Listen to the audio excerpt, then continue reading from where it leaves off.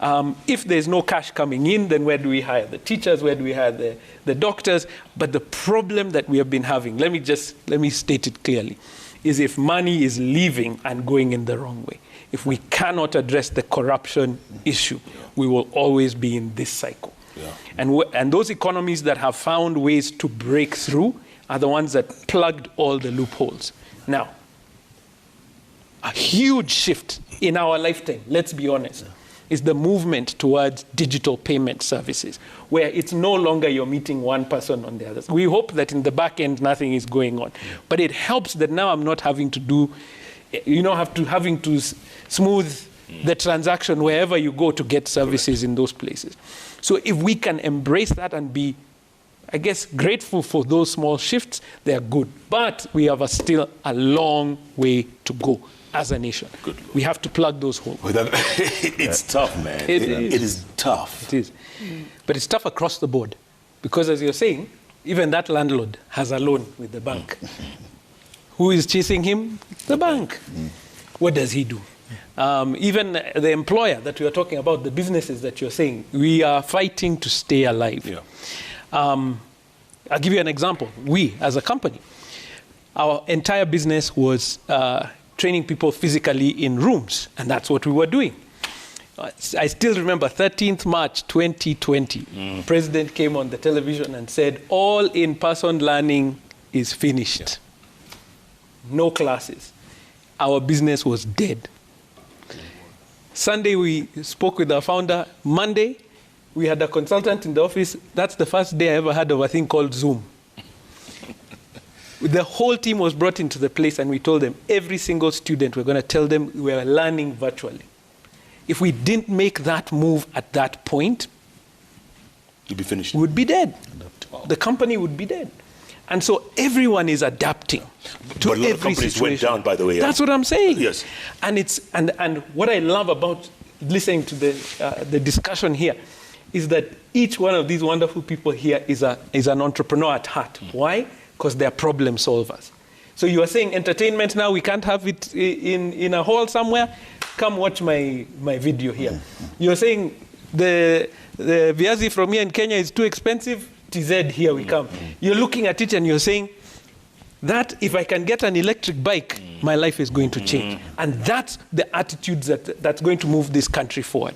Because these are not people here who are sitting and saying they are waiting for a solution from somewhere else. You're seeing solutions being raised in this place. And if we come with that attitude of being a problem solver, just like I love this guy, is a watchman in our estate where we used to stay. This guy is earning, I think they were not being paid well. Let me just be honest. At that time, they were being paid what? 13,000, you can imagine. And that is before they have been taxed. And he's working 12 hours. He's working right? 12 hours. Yes. So this guy realized, I can't survive. So he came and said, he counted all the cars in the estate. And he said, if I can wash, let me just get one deal to wash your car once a week. He doubled his income within a period. Doubled. Because now he was not just sitting there and sleeping at night. He would wash one car and then sleep afterwards. But at least he has made an extra 200 bob, what we're talking about here. If we don't become the solution to the problem, we'll always be waiting for a solution to come from somewhere else. But Jeff, the other thing that we have to move away from in this country, and I pray that the government is paying attention to this, and you guys were talking about environment matters, we have to move away from the self-employment to entrepreneurship. What's the difference? So if you're self-employed, what you make is what you eat.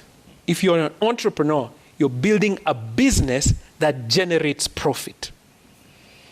And this is one of the things when we're training business owners now, and it's a big issue, because even I didn't know this.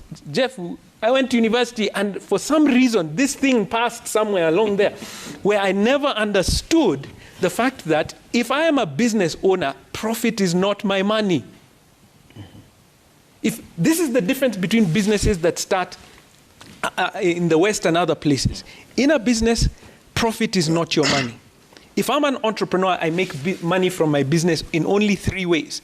I either pay myself a salary, so I become a cost to my business.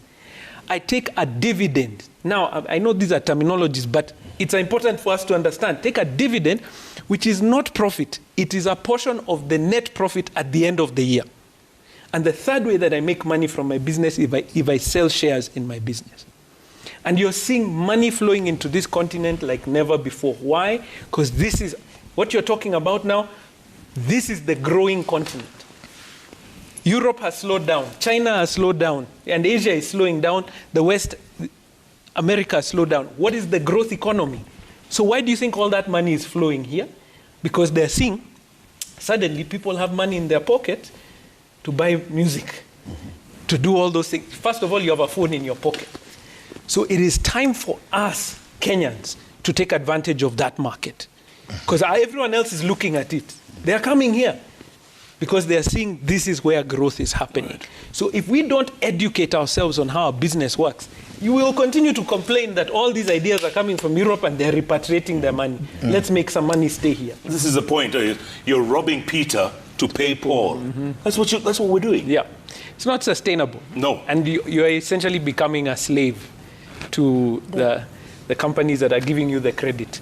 And so as much as you possibly can. And that's what I said. When I started this discussion, I was not saying everyone. Because when you said I have nothing and I need to eat, now, if you're in a situation where your children are not going to eat that day, I know some of the choices that have to be made.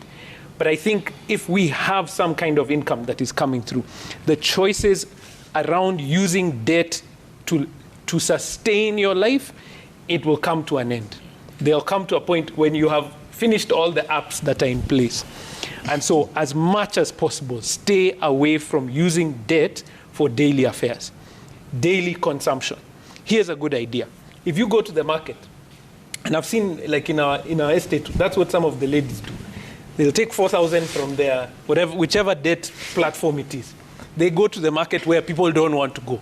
They purchase their goods for 4,000. They'll come to the estate and sell those same goods, God willing, between 6,000 and 7,000.